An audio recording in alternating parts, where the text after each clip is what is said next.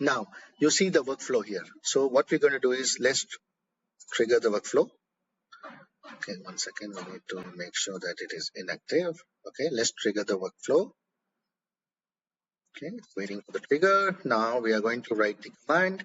Basically, I have an idea of how agentic AI can help streamline small scale enterprises business process and help achieve both efficiency and effectiveness. So I'm just going to put this, and it is sent to the content generation agent, AI agent. It is now doing a research on the internet, and it will now give to the image prompt agent. Yes, now it's been sending to image prompt agent. Now image prompt agent will now turn into a structured format, and then it will generate image. Now it's sending it to generate image. Now finally image is generated and the post is completed. While that is done, I'm also uploading it on the Google Drive and logging it on my Excel because I would like to see in future. Okay, so let's see how the images have come. So this is what it is.